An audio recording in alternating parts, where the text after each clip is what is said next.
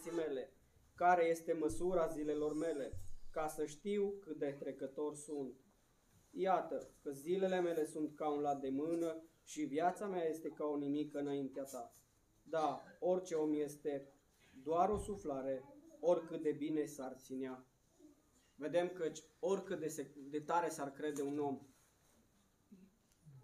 Abel la o frumoasă vârstă, probabil se credea plin de viață. Avea viața toată înainte, cum spunem noi, dar s-a sfârșit brusc. Vreau ca Dumnezeu să vă mângâie, familie îndoliată și Dumnezeu să vă poarte în brațul Său, în carul Său de biruință. Aș dori să ne ridicăm în picioare și printr-o rugăciune de început, prin fratele Năluț, am dorit să încredințăm lucrarea în mâna lui Dumnezeu din seara aceasta. Amin. Tatăl nostru care ești în ceruri, din nou venim înaintea Ta, Tată, ca la începutul unei lucrări, Tată, vrem să o încredințez în mâna Ta, Tată iubit. Te rog să binecuvintezi cântarea, cuvântul care, ca acolo unde sunt eu să fiți și voi și noi vrem să fim cu Tine în împărăția Ta. Ajută-ne, Doamne, și dă-ne putere. Te rog să binecuvintezi familia Covaș, Tată iubit. Te rog să-l întărești pe unchiul meu, Tată Ceresc. Al treilea copil se duce de lume, Tată iubit. Ai milă de el. Ai milă de familia lui, Tată iubit. Și ai milă și de noi, cei care suntem în viață, că știm că vremurile se duc, vremurile sunt tulburi și venirea Ta este aproape. Binecuvințează țara noastră și păzește-o Tu, Iisuse. Păzește-ne de calamități naturale. Păzește comuna noastră, Tată iubit. De atâtea ori ne-ai păzit și îți mulțumim, Tată iubit. Îți mulțumim că ai păzit comuna noastră. Binecuvântează Tu autoritățile locale. Binecuvântează Tu, Tată, că Tu i-ai pus ca să ne conducă sub frica și temerea Ta. Îți mulțumim pentru lucrul acesta.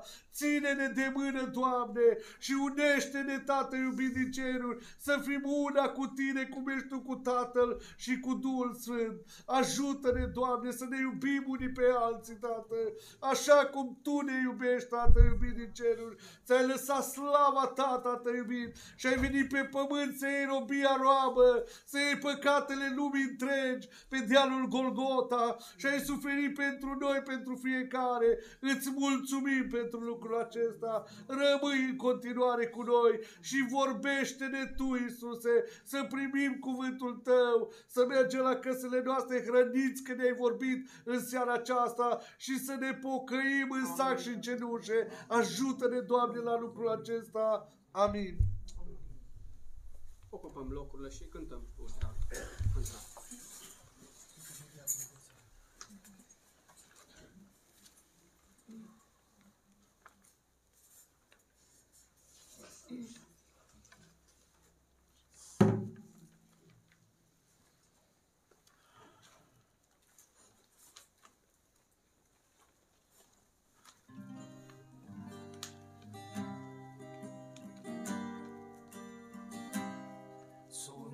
Privia fără de țară, rătăcitor prin drum pustit, dar am în cerul o comoară, că țara mea e veșnicii. Mă-ndresc pe cer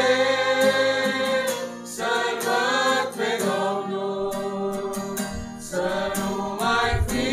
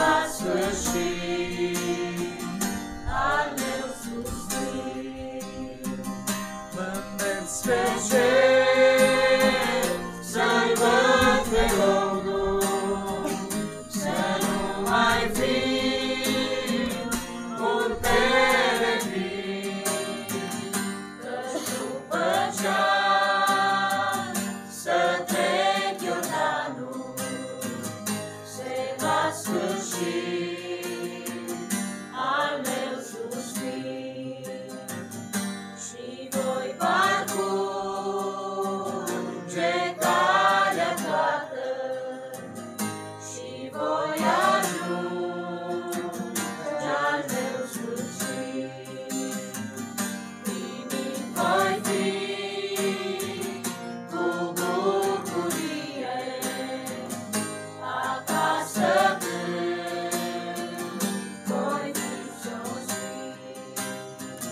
Mă-ndrept spre cer, să-L văd pe Domnul, să nu mai fiu un peregrin, căci după ce-am să trec Iordanul, se va sfârși al meu suspin. Mă-ndrept spre cer, să-L văd pe Domnul, să nu mai fiu un peregrin, căci după ce-am să trec Iordanul, se va sfârși al meu suspin.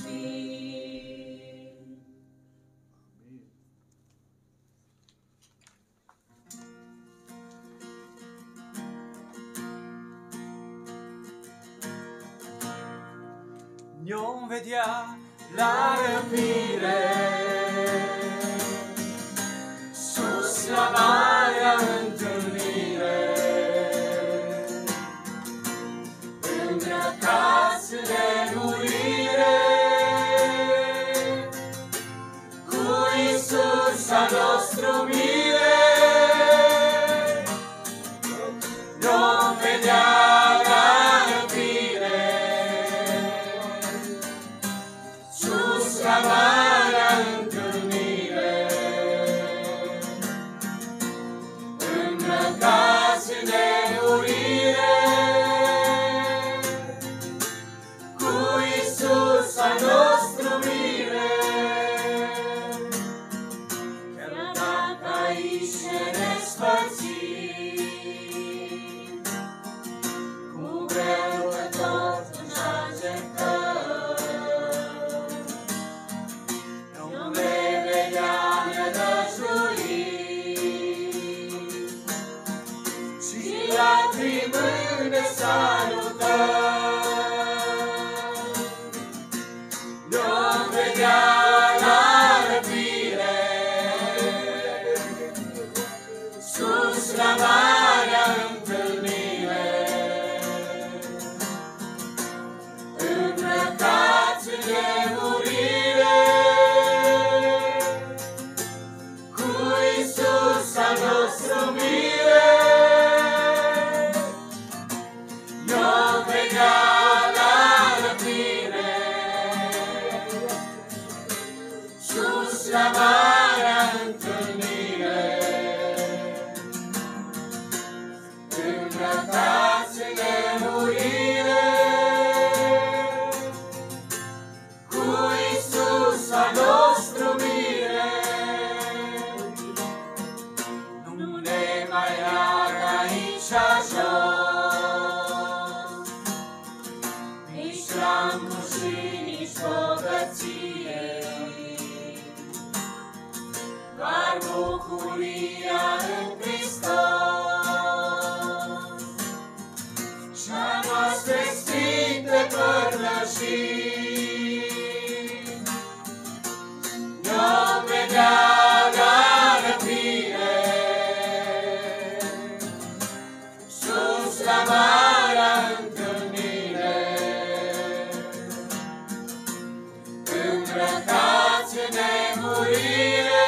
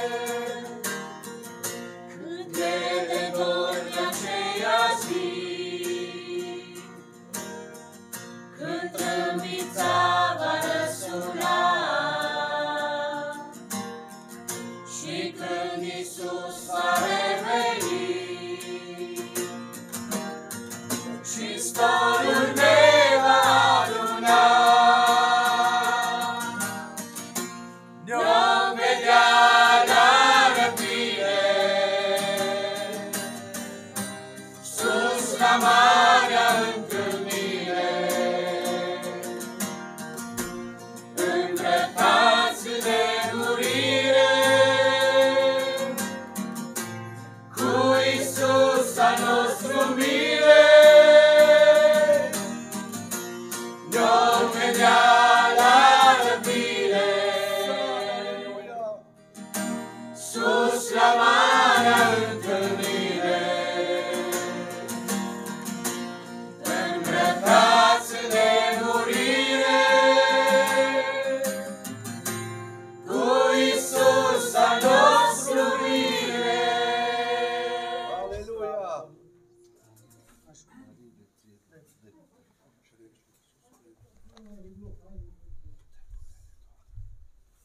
Stimată asistență, suntem în seara aceasta, în locul acesta, pentru că un sol neiubit și nedorit de nimeni, solul acesta se numește moarte, a venit în această familie și a luat pe cel ce a fost copil, soț, coleg de muncă, l-a luat dintre noi. Ce pot să spun despre Abel? Mi-a fost coleg de școală, în clasele primare mi-a fost într-o vreme chiar și coleg de bancă, și aflând în dimineața aceasta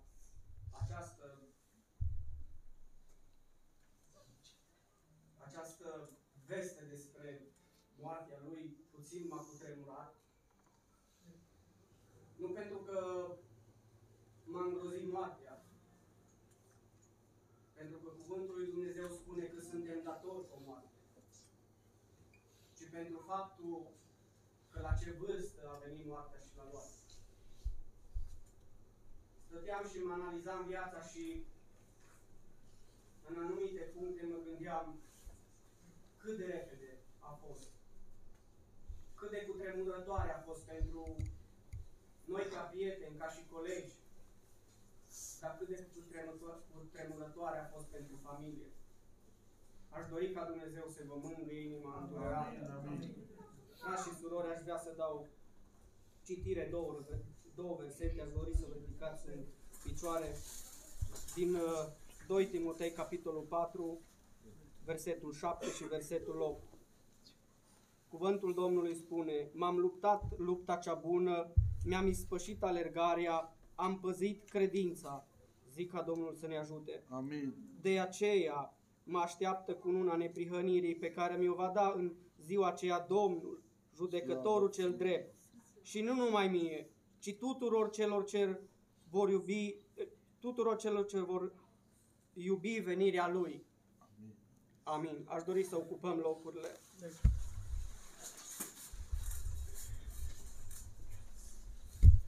În Evrei, capitolul 9, cu versetul 27, cuvântul Domnului spune: și după cum oamenilor le este rânduit să moară o singură dată, iar după aceea va veni judecata. Frați și surori, stimată asistență, oare cu ce fapte vom merge noi la judecată? Pavel spune în textul care l-am citit căci m-am luptat lupta cea bună. Ne luptăm lupta cea bună pe lumea aceasta, în lumea aceasta. Pavel a spus cuvintele acestea spre sfârșitul alergării. Un poet român, Ioan Harbca, spune: adevărata fericire se obține după moarte, dar numai dacă ai căutat-o toată viața. Ce cauți în viața aceasta? Credeți-mă, aceste cuvinte pentru Abel nu-și mai au rostul în momente ca acestea. Dar pentru cei care stăm la căpătuiul lui în după masa aceasta, inclusiv pentru mine, să știți că aceste cuvinte și-au rostul. Cum vrei să-ți sfârșești alergarea? Fericit? Bucuros? că te vei întâlni cu Domnul? Sau ca bolgatul nemilostiv, în văpaie, în focul veșnic, strigând de acolo, Doamne, ai milă? Puneți astfel de întrebări, atât cât ești în viață. Pentru că când vei fi în locul acesta în care se află Abel în momente ca acestea, nu vei mai putea să spui niciun fel de întrebare. Și te vei întâlni cu Dumnezeu și cu faptele care le-ai făcut în viața în care ai trăit pe acest pământ.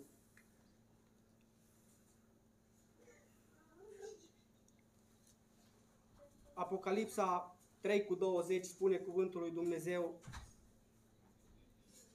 Iată, eu stau la ușă și bat. Dacă aude cineva glasul meu și îmi deschide ușa, voi intra la el, voi cina cu el și el cu mine. Aceste cuvinte sunt pentru că dacă vei deschide ușa Domnului, vei putea să mori în păcat cu Dumnezeu. Vei putea să mori fără a-ți pune semne de întrebare, fără a-ți fi frică de moarte. Dacă deschizi ușa lui Dumnezeu. Haideți să deschidem ușa inimii noastre înaintea lui Dumnezeu și Dumnezeu să lasă binecuvântare peste fiecare din locul acesta. Vrei să capeți binecuvântarea lui Dumnezeu? Cred că niciunul dintre noi n-a refuzat binecuvântarea lui Dumnezeu. Binecuvântarea lui Dumnezeu vine în urma ascultării cuvântului și în urma împlinirii. Dumnezeu să ne ajute ca să stăm în ascultare și în împlinirea cuvântului, ca mai apoi să avem binecuvântarea lui Dumnezeu peste noi. Un alt poet al creștinității spune: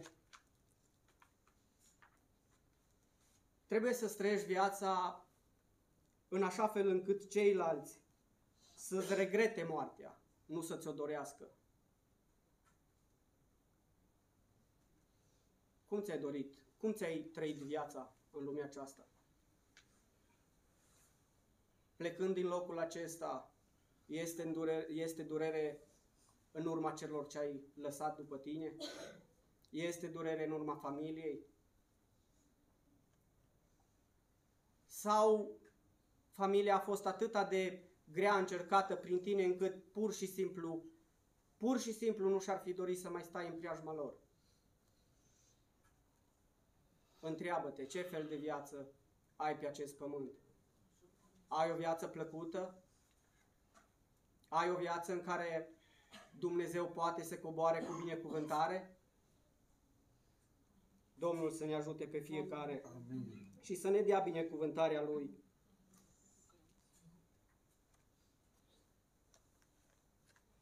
Cuvântul Domnului spune: m-am luptat lupta cea bună, mi-am isprăvit alergarea, am păzit credința. Ai luptat lupta cea bună? Lupți lupta cea bună? Ce luptă duci pe acest pământ? Duci luptă cu semenul tău, cu aproapele tău? Cuvântul lui Dumnezeu spune că voi nu trebuie să luptați unii împotriva altora, ci să luptați împotriva duhurilor, văzduhului acestuia. Noi nu avem trebuință să luptăm unii împotriva altora. Dumnezeu să ne dea putere să putem să luptăm înspre a croi cărări drepte cu picioarele noastre în lumea aceasta. Ca în urma pașilor noștri să se lase bucurie, în familiile noastre să fie o armonie. Nu doriți acest lucru? Acest lucru îl primim în urma ascultării. Zic ca Dumnezeu să ne ajute să fim oameni împlinitori ai cuvântului și ascultători de cuvântul Lui.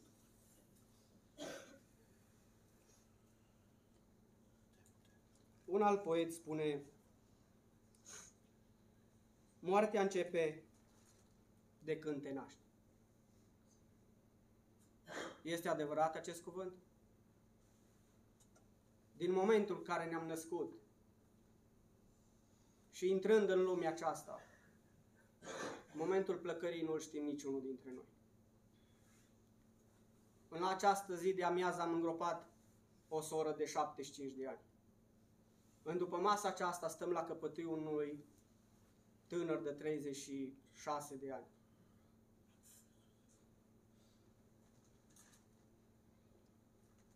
Ne întreabă moartea pe noi când vrem să plecăm din lumea aceasta? Nu ne întreabă. Dar pentru plecarea aceasta din lumea aceasta trebuie să fim pregătiți. Trebuie să fim împăcați cu Dumnezeu. Ca să avem parte de veșnicie. Zic ca Domnul să ne ajute pe fiecare dintre noi să pășim și să croim căreri drepte. Iar pentru unii, iar pentru alții,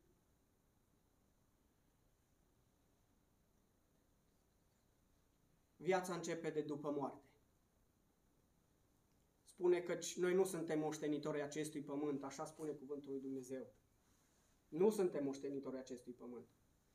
Noi venim în lumea aceasta, trăim și la o vreme scurtă, așa cum am citit în Psalmul 39.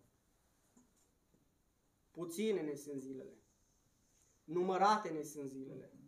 În altă parte, cuvântul lui Dumnezeu spune căci ca un abur, așa sunt zilele noastre. Ne arătăm puțintel și plecăm din lumea aceasta.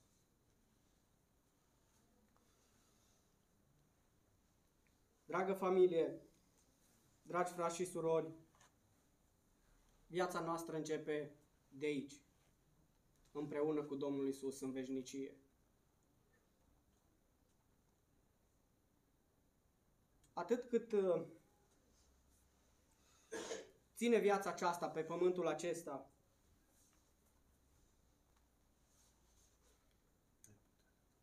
facem lucruri și credem de multe ori că lucrurile care le facem bune.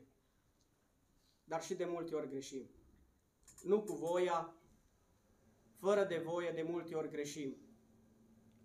Și cred că așa cum și Abel, multe lucruri, multe dorințe, multe taine care le-a avut, nu și le-a putut împlini.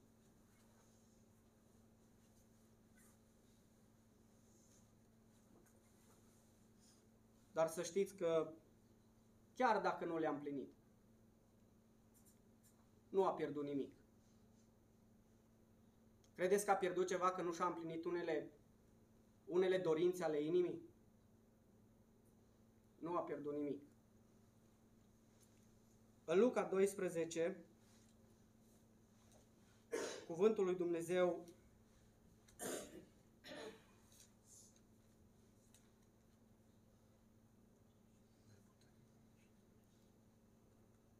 spune așa de frumos. Este vorba despre pilda bogatului care i-a rodit țarina. Și aș vrea să dau citire câtorva versete, unde cuvântul lui Dumnezeu spune așa, începând cu versetul 16. Și le-a spus pilda aceasta. Țarina unui om bogat rodise mult. Și el avea de gând, și el se gândea în sine și zicea, ce voi face? Fiindcă nu mai am loc unde să-mi strâng roadele, iată, a zis el, iată ce voi face. Îmi voi strica grânarele și voi zidi altele mai mari. Acolo voi strânge toate roadele și toate bunătățile mele. Și voi zice sufletului meu, suflete, ai multe bunătăți strânse, pentru mulți ani, odihnește-te, mănâncă, bia și veselește-te. Dar Dumnezeu i-a zis, nebunule, chiar în noaptea aceasta ți se va cere înapoi sufletul și lucrurile pe care le-ai pregătit, ale cui vor fi? La ce ne folosește avuțiile din lumea aceasta, dacă plecăm așa? La ce ne folosește dorințele neîmplinite dacă plecăm așa? Dragă familie, te gândești în momente ca acestea căci viața lui a fost scurtă în familie, și între prieteni, între toți acei care i-au fost dragi și a ținut o legătură mai strânsă. Dar gândește-te pentru ce l-a lăsat Dumnezeu, chiar atât. În viața ta ca familie, în viața ta ca prieten, pentru ce l-a lăsat Dumnezeu? Dumnezeu cu siguranță l-a lăsat cu un scop.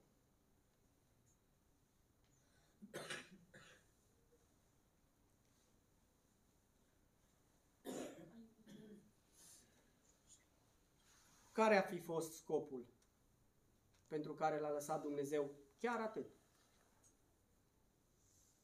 Cu siguranță Dumnezeu l-a lăsat ca să se împace cu el. Până în ultima clipă, Dumnezeu a sperat că se va împăca cu el. Dumnezeu ne dă în fiecare zi o zi și încă o zi și încă o zi, cu speranța că ne vom împăca cu el. Unde suntem? Unde stăm? La capitolul acesta.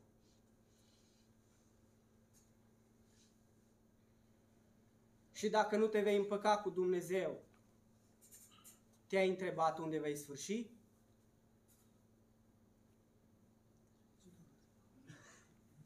Domnul să ne dea înțelepciune fiecăruia din locul acesta care stăm și ascultăm, inclusiv mie, să ne dea înțelepciune, să fim oameni ai adevărului, să punem adevărul înainte și fiecare se guste din acest adevăr, care este cuvântul lui Dumnezeu.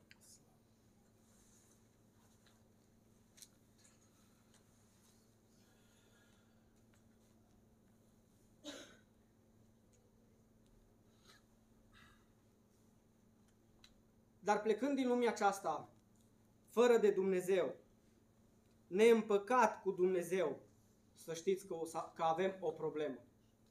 Noi, persoana noastră. Pentru că noi nu vom da socoteală de faptele nimănui din locul acesta. Eu nu voi da pentru faptele lui Abel socoteală, nu voi da pentru faptele dumneavoastră, ci fiecare vom da socoteală în dreptul nostru. Ceea ce am făcut, ceea ce am zidit în urma noastră. Pentru aceea vom da socoteală. Nu vom da socoteală pentru altceva. În Isaia, în capitolul 55, cu versetul 6, cred.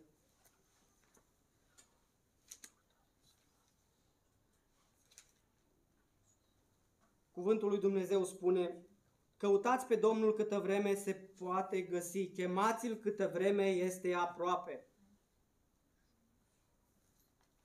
Caută-L pe Dumnezeu cât se spune astăzi, cât ai viață. Pentru ce amâi pentru ziua de mâine această căutare cu Dumnezeu? Pentru a te împăca cu Dumnezeu? Vei avea și crezi că ai siguranța zilei de mâine? Crezi că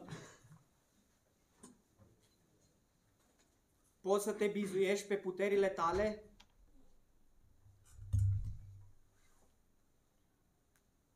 Cuvântul lui Dumnezeu spune: astăzi să-L cauți.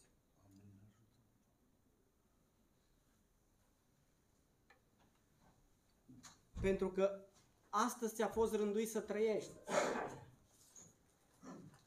Diavolul vine și ne amăgește de fiecare dată și ne spune căci nu-i momentul, pentru că nu e timpul, dar Dumnezeu câtă vreme se spune astăzi, cât ți-a fost rânduit să trăiești, astăzi se spune să te împaci cu El, nu mâine.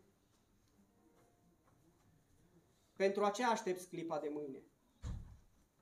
Credeți că Abel s-a gândit aseară că va muri? Credeți lucrul acesta? Nici prin cap nu i-a trecut că el pleacă în seara de ieri. Vedeți cât de amăgitor e diavolul? Cu ce cuvinte de amăgire vine în viața noastră, în conștiința noastră și ne pune tot felul de promisiuni. Așa cum a promis și lui Adam și Eva. Cum a spus? mâncați, cu siguranță nu veți muri, ci mai degrabă veți fi ca Dumnezeu. I-a amăgit diavolul. Au fost ca Dumnezeu? Nici de cum, ci s-au văzut goi și s-au ascuns. Când a venit Dumnezeu și a strigat, unde ești, Adame? Ce a spus Adam? Doamne, m-am ascuns. Dar de ce? De ce te-ai ascuns, Adame? Pentru că sunt gol. Gustând din păcat, Adam s-a văzut gol. Nu ai vrea să guști din promisiunile lui Dumnezeu, nu din promisiunile lui Satan, și vei fi îmbrăcat, nu vei fi dezbrăcat? Zic ca Dumnezeu să ne dea o conștiință înțeleaptă, un cuget curat în care să primim cuvântul lui Dumnezeu și în care să ne ținem de promisiunile pe care ni le face Dumnezeu în cuvântul Lui. Nu de promisiunile celui rău. Cel rău ne promite multe și nu împlinește nimic. Dar ceea ce Dumnezeu a promis, că s-a dus să ne pregătească un loc acolo unde va fi El să fim și noi. Să credem că Dumnezeu este Cel care ne-a promis acest cuvânt și dacă vom asculta, cu siguranță vom avea parte de această nădejde, de această biruință a Domnului Iisus, pentru că Cel a biruit boldul morții și a înviat și șade la dreapta lui Dumnezeu. Ca prin El să avem și noi viață, prin El să avem această nădejde, această promisiune frumoasă, că ne vom întâlni cu El în veșnicie. Nu vrei să te bucuri cu Domnul în veșnicie?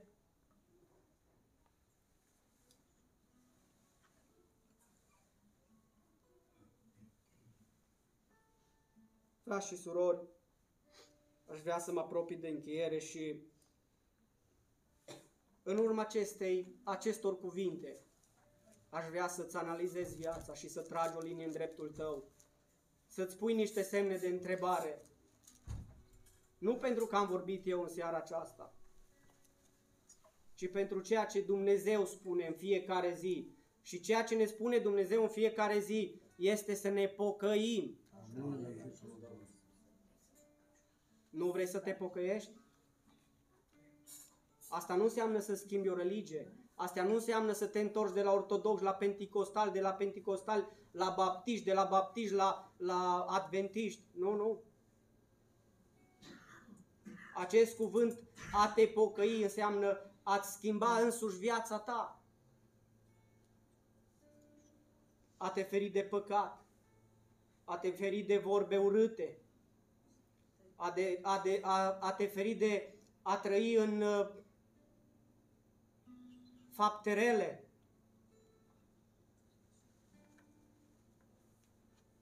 Care sunt faptele care te caracterizează pe tine ca persoană? Crezi tu ce spune Dumnezeu?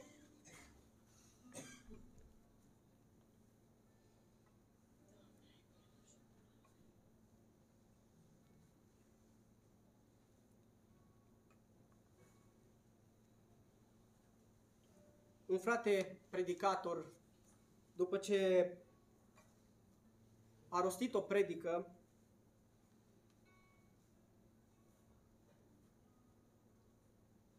a venit un ateu la el și a spus în felul următor: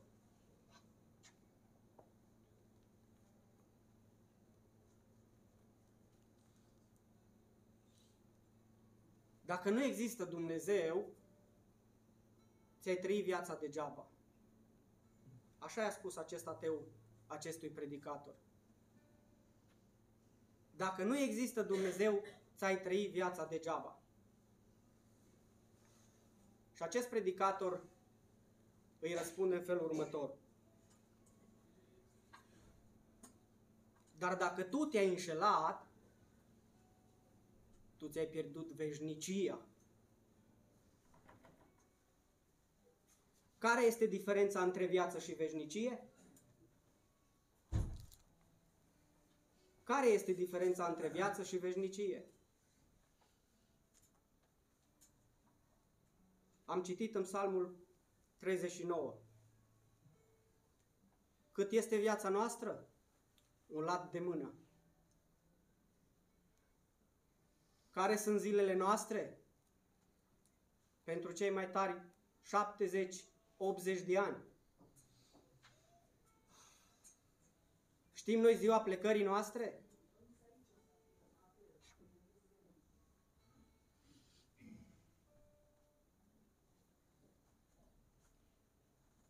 Dar gândește-te în felul următor. Dacă te-ai înșelat, ți-ai pierdut veșnicia. O veșnicie să stai cu Dumnezeu, să te bucuri cu Dumnezeu, să nu simți durere, nu vor fi lacrimi, așa spune cuvântul lui Dumnezeu. Care este pierderea mai mare? Viața aceasta? Viața aceasta este o pierdere? Dacă am trăit cu Dumnezeu, este o pierdere? Pentru unii se poate să zic așa, că este o pierdere a trăi lângă Hristos. Dar întreabă-te tu, dacă Dumnezeu, cum a promis în cuvântul Lui, va face, ce vei face tu în veșnicie? Unde vei sta?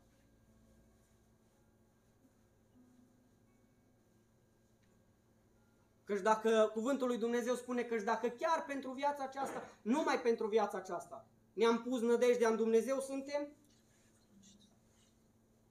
Dar dacă mergem mai departe și ne punem viața aceasta nu pentru, ne punem nădejdea nu pentru viața aceasta, ci pentru viața viitoare, pentru nădejdea pentru viața veșnică. Dumnezeu să ne ajute.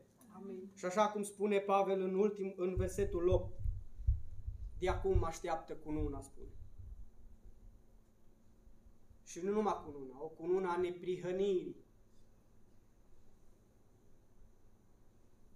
Nu este așa că îmi vine această imagine în față, mergând la premierele de sfârșit de an, nu? Cât de frumos sunt copiii noștri cu coroanele acelea pe cap, nu? Pentru bunele rezultate ale învățăturii, nu? Cât de frumos sunt când îi vedem acolo în față. Dar cât de frumos vom fi noi când vom sta și vom avea pe cap cununa neprihănirii. Dumnezeu să ne ajute să luăm în serios aceste cuvinte și aceste vorbe ale lui Pavel, pe care mi-o grada în ziua aceea. Domnul, nu oricine, nu un om și oricare, ci această cunună o vom primi din mâna lui Dumnezeu. Și zic ca Domnul să binecuvinteze pe fiecare care în seara aceasta a auzit cuvintele acestea și le pune la inima lui. Dumnezeu să-l binecuvinteze și să vă binecuvinteze pe fiecare în parte. Aș vrea să întăresc familia Gloria. Zic ca Dumnezeu să vă mângâie inimile îndurerate. Dumnezeu să vă întărească, să vă dea putere să treceți peste momentele acestea. Pentru mine este mai ușor, dar pentru dumneavoastră este mai greu. Cred lucrul acesta că nu este ușor. Dar facă Dumnezeu să fie ușor pentru voi ca familie. Și zic ca Dumnezeu să vă întărească, să vă binecuvinteze și să vă poarte în brațul său și pe mai departe, cu binecuvântările care le-a pregătit pentru voi, așa cum spune și cuvântul lui Dumnezeu. Binecuvântat să fie omul care se încrede în Domnul. Amin. Aș dori să cântăm dintr-o cântare. Vom intra de porți de aur, Ierusalime, nou iubit și sfânt, tot cerul meu vinde osanare, spre slava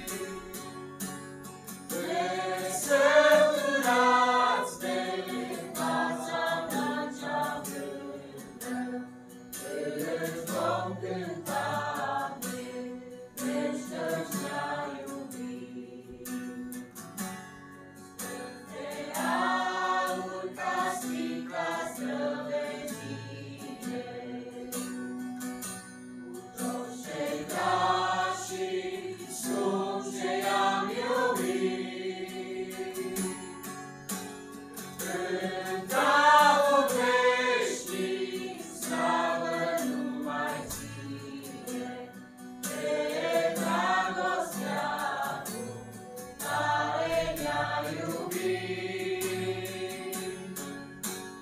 Cântau vom veșnic, slavă numai ție, de dragostea care ne-a iubit. Ierusalime, vei auzi cântarea, cei de vină știu și n-au cântat. Atunci în ziua când va fi servarea poporului veci răscumpărat. Atunci în ziua când va fi servarea poporului veci răscumpărat. Întristarea din inimi va fi ștearsă și fericirea veșnică va fi. Dorința noastră, sumpa noastră casă, Ierusalime, când te vom zări. Dorința noastră, sumpa noastră casă, Ierusalime, când te vom zări.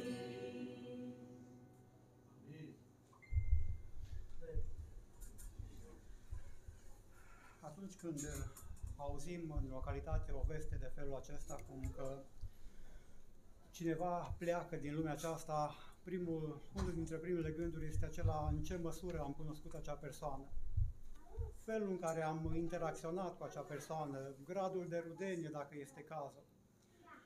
Așa m-am gândit și eu atunci când am auzit vestea năprasnică, încă de aseară, de pe la ora 11, am primit mesaj pe telefon și am început să mi se deruleze gânduri în minte și am început cu anul 1994, când în biserica aceea mică, pe partea stângă a cursii, pentru că erau două clădiri, cine știe, a intrat familia aceasta Covaci, copii proaspăt orfani de mamă, veneau dintr-o altă parte, mi-aduc aminte, intrau pe culoarul bisericii, cei mai mari plângând, cei mai mici ținuți de mână, alții chiar pe brațe.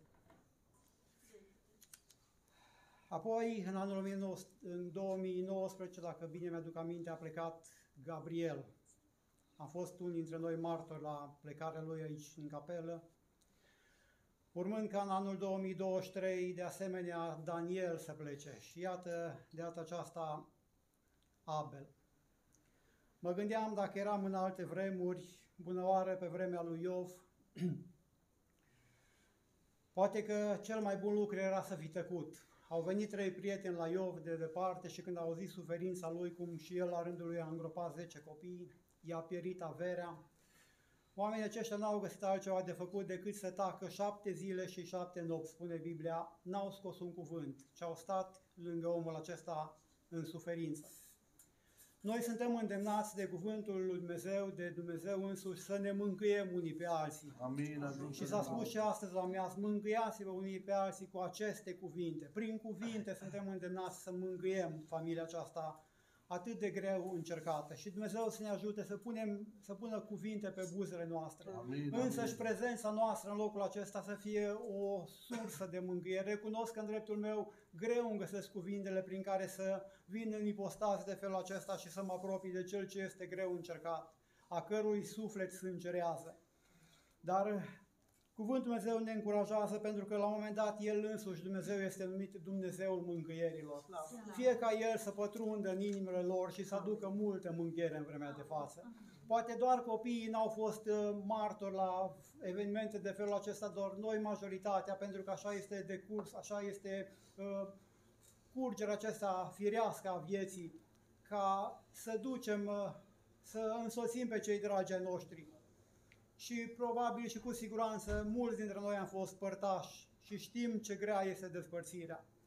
De aceea, în scurtele cuvinte și în scurtele momente care ne-au mai rămas să stăm în locul acesta împreună cu familia, să ne aducem aminte că noi înșine suntem trecători. Biblia spune în Psalmul 50, Dumnezeu, da, Dumnezeu Domnul vorbește și cheamă pământul de la răsăritul soarelui până la sfințitul lui. Primiți așadar faptul că Dumnezeu vorbește. Este greu de crezut în secolul 21, în secolul tehnologiei, că un Dumnezeu mai vorbește. Dumnezeu vorbește și încă o face cu putere. Și spune în Iov, Dumnezeu vorbește când într-un fel, când în altul. Și face lucrul acesta de mai multe ori în speranța că va trezi omul, în speranța că îl va duce la realitate.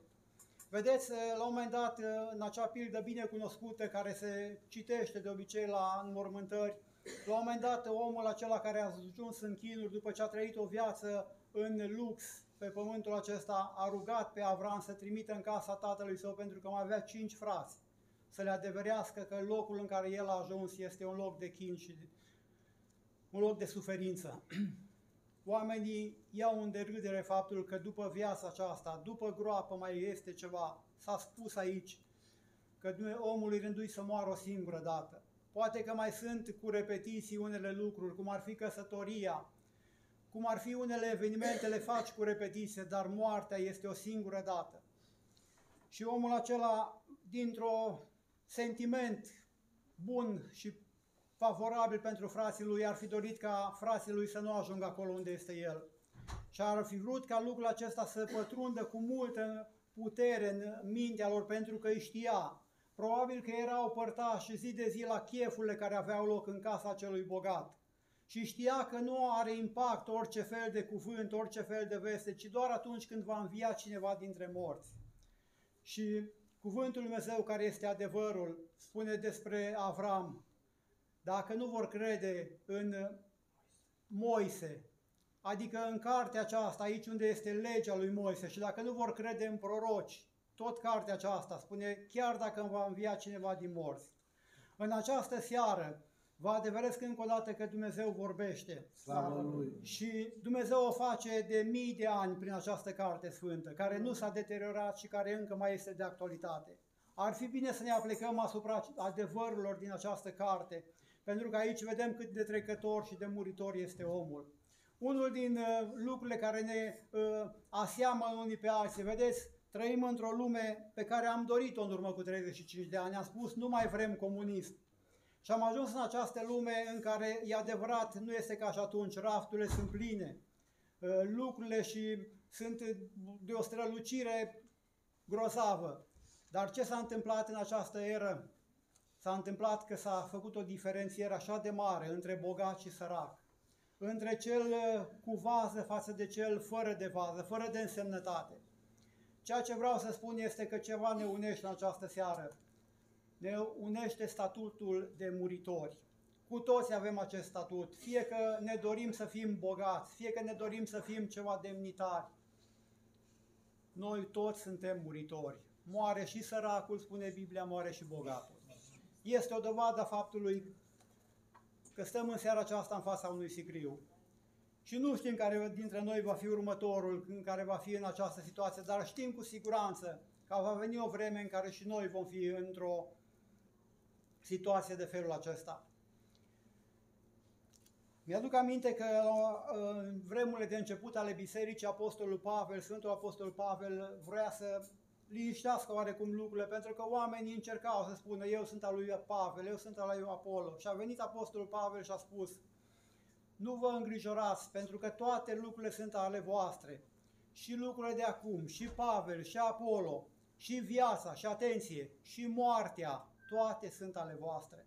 Mi-aduc aminte, copil fiind, când stăteam la coadă la pâine și mi-aduc aminte că am prins o seară de revelion în care la ora 8:30 încă eram afară, dincoace de ușă, și atunci când treceai dincolo de ușă încă mai dura vreo jumătate de oră până să ajungi la Teșghea să procuri acea pâine atât de necesară vieții.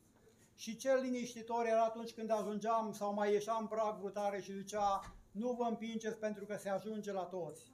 În această seară Dumnezeu spune că moartea este pentru toți. De aceea ar fi bine să luăm seama și să ne pregătim pentru acel moment. Dar nu așa cum la un moment dat constata Biblia și spunea că existau unii oameni care de frica morții erau îngroziți tot restul vieții lor, tremurau efectiv. Și dacă lucrul acesta se întâmplă în dreptul dumitale, aș vrea să te încredințez că există o altă situație, o altă stare în care poți să scapi de sub această frică a morții, în care poți să trăiești acei ani rânduiți de Dumnezeu pentru dumneata, câteva, poate cu zecile, poate 70, așa cum spune Biblia, sau pentru cei mai tare 80, sau poate că n-ajungi până acolo.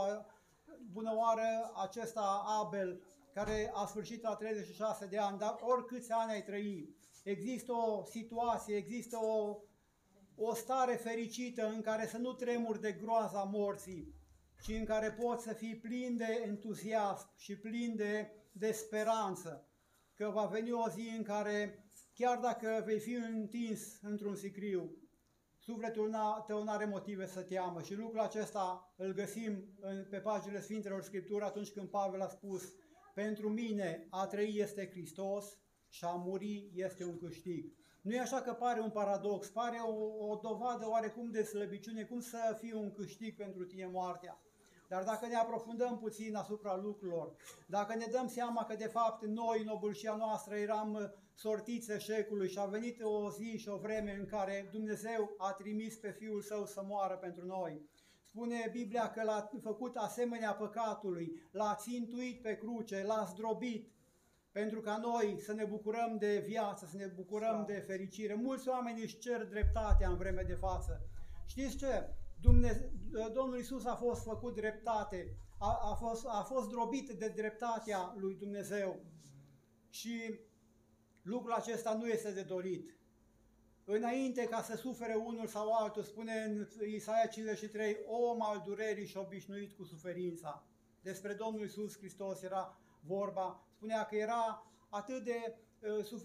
suferea atât de mult că îți întorceai fața de la El și noi nu l-am băgat în seamă. Despre această persoană este vorba. Pentru că în El spune că avem toate comorile plinătății de har. În El avem însă și viața, așa cum a declarat El în fața mormântului lui Lazar. Spune, eu sunt învierea și viața. Observați, vă rog, ordinea, învierea și apoi viață. Mai cred oamenii că există după înviere viață? Biblia așa spune și ar fi bine să credem lucrul acesta. Atunci când Pavel a naufragiat pe o insulă, pe Malta, și când barbarii din acele triburi, la un moment dat i-au primit la focul lor și acest om sfânt, Pavel, a adunat niște vreascuri și s-a lipit de mâna lui o năpârcă, constatarea celor barbari a fost: cu siguranță omul acesta este un ucigaș, pentru că ce? Dreptatea nu-l lasă să trăiască. Ei se așteptau să moară în urma lipirii năpârcii de mâna lui. Și așa au avut ei percepția aceasta că deasupra tuturora, deasupra norilor, este cineva și l-au numit dreptate. Dreptatea aceasta, după dreptatea aceasta, noi trebuia să murim. Dar Domnul Iisus, Dumnezeu, dreptatea din cer, l-a trimis pe Fiul Său ca să moară pentru noi. A venit o vreme în care și-a întors fața ca să nu vadă suferința Fiului Său și totuși nu l-a luat de acolo pentru că ne-a iubit până la capăt și pentru că a lăsat această șansă până la capăt și până la marginile pământului, până la cel mai de jos om, în cea mai joasă stare, ca să aibă șansa mântuirii. Nu e așa că este o pagubă atunci când un om ajunge într-o situație ca aceasta și a ratat această șansă. Aș vrea să cred că suntem oameni înțelepți, că și cu această ocazie, poate una din cele mai sărăcăcioase dovezi pe care am expus-o eu, dar poate ați avut și alte ocazii, pentru că spune Biblia că Dumnezeu face omul acesta de 2, de 3 ori, în speranța că el, omul, se va trezi și va veni la realitate, așa cum s-a spus aici, nu la o religie. Nu vă chemăm la o religie, ci vă chemăm la Dumnezeu. Pentru că va veni o zi în care Dumnezeu va judeca lumea cu dreptate, și despre care a dat o dovadă netăgăduită prin faptul că l-a înviat din morți. Există o judecată după statutul de muritor pe care îl avem. Vreau să vă încredințez că va fi o judecată. Judecata aceasta se va face cu privire la orice lucru ascuns al omului, fie bine, fie rău. Nu se are în vedere fața lui Dumnezeu. Ascultați, atunci când privim la televizor și vedem oameni care sunt duși în fața instanței, avem poate dubii serioase să credem că instanța aceea este imparțială și că împarte dreptatea într-o măsură egală. Și probabil că lucrurile care s-au desfășurat ne îndreptățesc să gândim în felul acesta. Dar va veni o vreme în care se va face odată judecată după dreptate și toți cei cu inima curată o vor găsi bună. Știți care va fi atitudinea omului în fața dreptății și a judecății lui Dumnezeu? Spune într-o pildă că omul acela care a fost în fața judecătorului drept a amusit. N-a mai avut niciun cuvânt. Poate să fi fost cel mai guraliv om, cu cele mai multe argumente atunci când ești în fața unui Dumnezeu care îți cunoaște tot ascunsul inimii. Atunci când ți se derulează în mintea și în inima ta, așa cum spuneau unii care au avut astfel de revelații, la fracțiuni de secunde tot filmul vieții tale, atunci nu vei mai avea niciun argument cu care să vii înaintea lui Dumnezeu. Fie ca noi astăzi să înțelegem că încă mai stă în picioare, așa cum spune în Evrei, atâta vreme cât stă în picioare făgăduința intrării în odihna Lui, și astăzi încă stă în picioare lucrul acesta.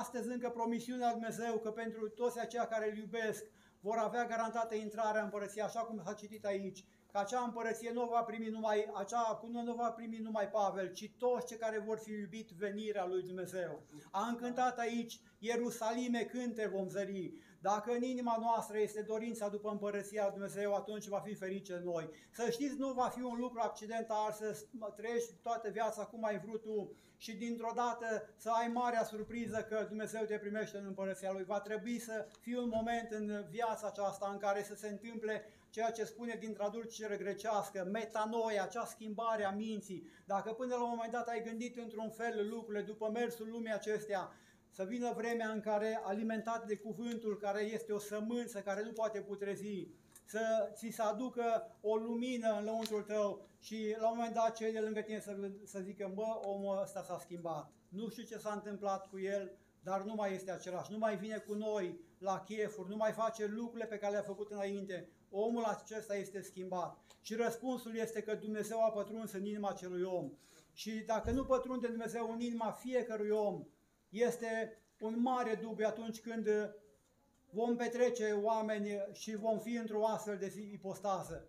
Spune, priviți la felul de viețuire al înaintașilor voștri și la sfârșitul felului lor de viețuire. Ecleziastul Solomon, cel mai înțelept om de pe pământ, spune că copacul oriunde cade, ori cade înspre miază zi, ori înspre miază noapte, acolo rămâne.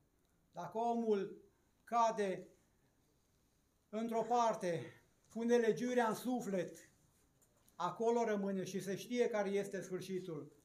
În schimb, dacă un om cu o sănătate toată viața lui sau de la momentul întâlnirii, așa cum a spus, n-a mai părăsit acea cărare, ci a fost plin de o nădejde, plin de o speranță, omul acela cu siguranță că va rămâne acolo unde s-a îndreptat, adică înspre Dumnezeu. Și n-ar trebui să avem dubii atunci când îl ducem la groapă cu privire la destinul lui veșnic. Dar nu asta ne interesează, pe noi ne interesează fiecare destinul nostru și de aceea în această seară Dumnezeu ne îndeamnă ca să ne pregătim să ne întâlnim pe Dumnezeu.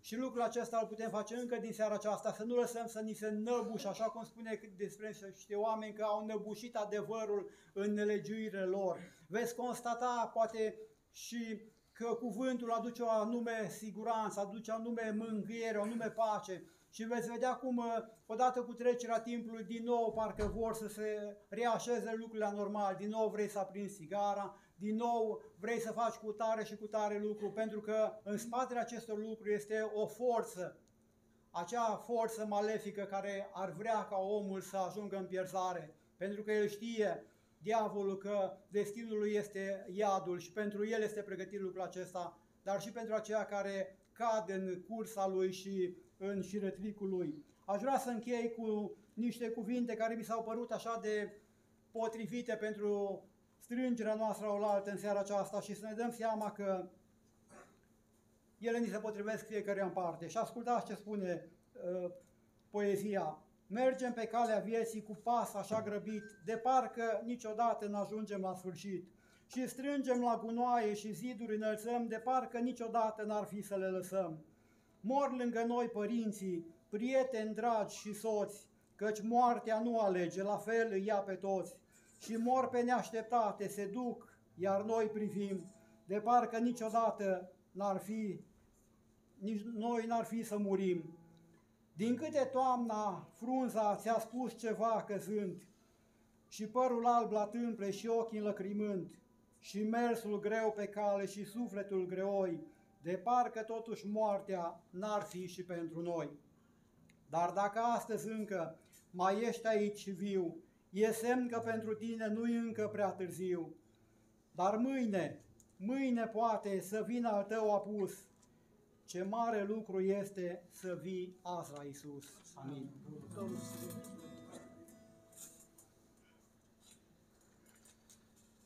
Acum, la încheiere, aș vrea să mulțumesc tuturor care sunt alături de familia Covaci, de familia noastră, Domnul Iisus, ca El să vă binecuvânteze pe fiecare parte. El știe ce binecuvântări să dea în dreptul fiecărui. Dumnezeu să vă răsplătească, dumneavoastră, copiilor, dumneavoastră, celor dragi.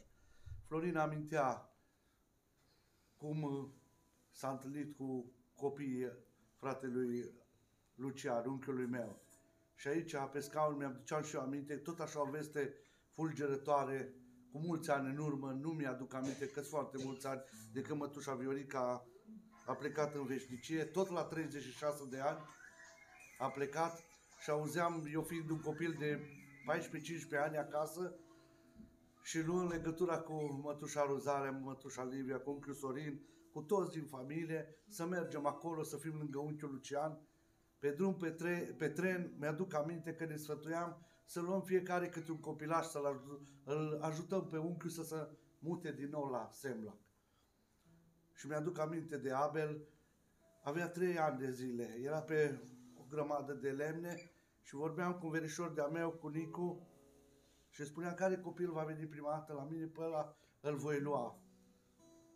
Și vorbim și cu unchiul Lucian, era de acord să-l ajutăm în momentele alea.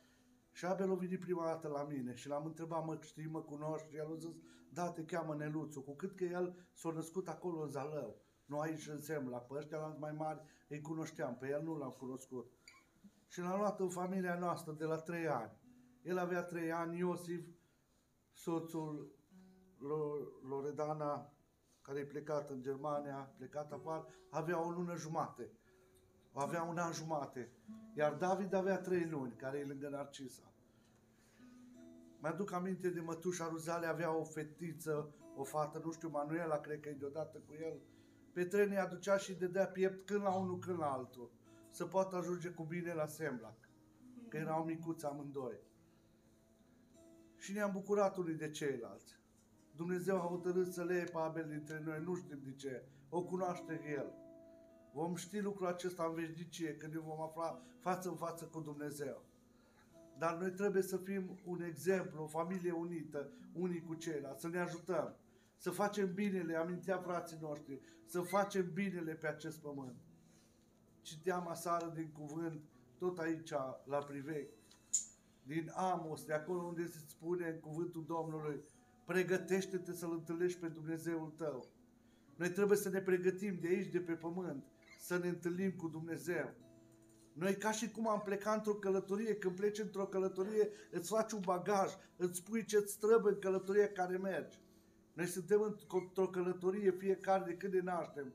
Și în bagajul nostru trebuie să ne punem facerea de bine, să facem tot binele. În Apocalipsa scrie acolo, când vom pleca din lumea aceasta, nu vom pleca cu casele noastre, nu vom pleca cu banii noștri, nu vom pleca cu cardurile noastre, nu vom pleca cu averile noastre. Uitați cu ce plecă Abel.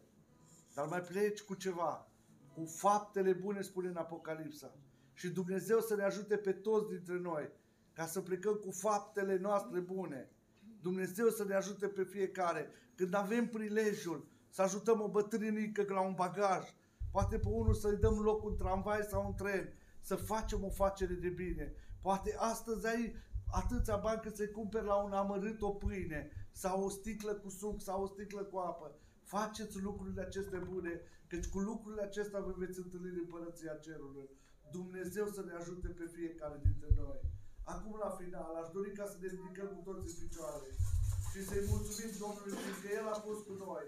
Uitați, în liniște și în pace, am putut să vorbim din Cuvântul lui Dumnezeu, am putut să cântăm.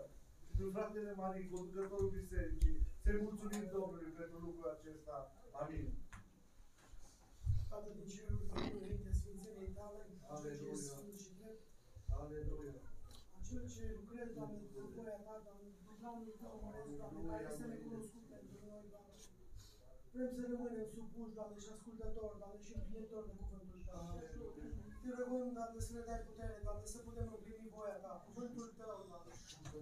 Doamne, îți mulțumim că mai avem harul acesta, Doamne, de a auzi cuvântul Tău. Ajută-ne, Doamne, să fie cu folos, Doamne, și să fie, Doamne, un cuvânt, Doamne, de a înțelege, Doamne, că este vremea să ne pocăim, Doamne. Dă-ne Tu putere, Doamne, dă-ne ajutor, Doamne. Te rog să binecuvintezi, Doamne, și pe fratele Lucian, Doamne. Doamne, Tată din ceruri, eu știu că Tu ești Dumnezeul, Doamne, care mângâi, Doamne, care întărești, Doamne. Noi ne credem în Tine, Doamne, Te rugăm, îndură-te, Doamne. Te rog să binecuvintezi, Doamne, și fraților Abel, Doamne, mângâie-i Tu, Doamne. Doamne, Te rog, Doamne, să-i întărești, Doamne, dă-le putere, Doamne, să iei hotărâre, Doamne, după voia Ta în viața lor, Doamne. Îți mulțumim, Doamne, că Tu ne vorbești, Doamne, de fiecare dată, Doamne, și printr-un eveniment ca acesta, Doamne. Îți mulțumim, Doamne, că ești Dumnezeul nostru, Doamne. Ajută-ne, Doamne, să te credem pe cuvântul Tău, Doamne. Căci cuvântul Tău are putere, Doamne. Rămâi cu noi, Doamne, și în viața noastră, Doamne. Pentru toate, Doamne, îți mulțumim și ne credințăm în brațele Tale, Doamne, sfinte și sigure, de acum și în veci. Amin. Amin. Ocupați locurile. Anunțurile care le facem. Mâine, după amiază, la orele 15, adică ora 3, va fi mormântarea lui Abel. Dumnezeu să ne ajute pe fiecare dintre noi să fim lângă familia îndoliată. Iar pentru biserica din loc sau cei care doriți să veniți la Casa de Rugăciune, mâine dimineață la orele 9, avem program în Casa lui Dumnezeu și Dumnezeu să dea pace și bucurie. Încă o dată vă mulțumesc în numele familiei Covaș, în numele Bisericii Pentecostale, vă mulțumim pentru că ați ajuns la Casa Domnului. Ați trage atenția și Domnul să binecuvânteze că așa trebuie. La noapte se schimbă ora. Să știți fiecare din dumneavoastră care mergem la biserică, care lucrurile le avem. Dumnezeu să ne ajute ca să putem face faptul bune. În timpul, după ce vom lăuda pe Domnul cu o cântare, vom merge la căsile noastre și Dumnezeu să ne păzească să putem ajunge în familiile noastre. Amin.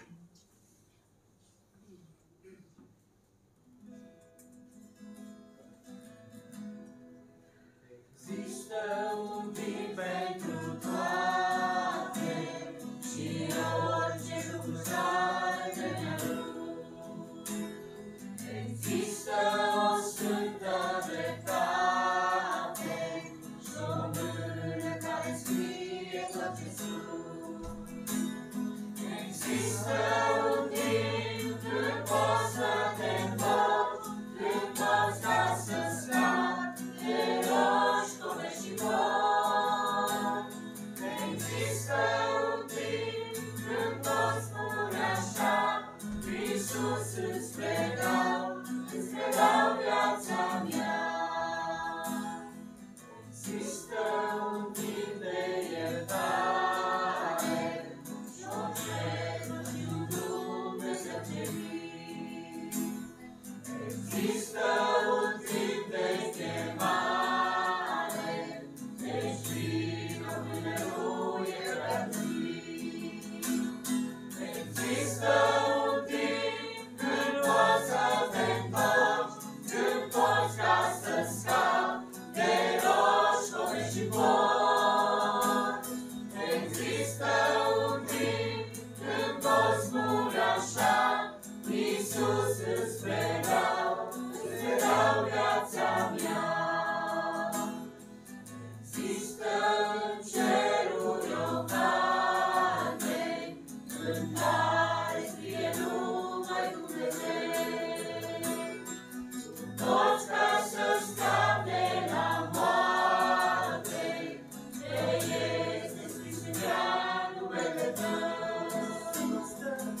Există un timp când poți ca să învoci, când poți ca să scapi de roșcove și boli.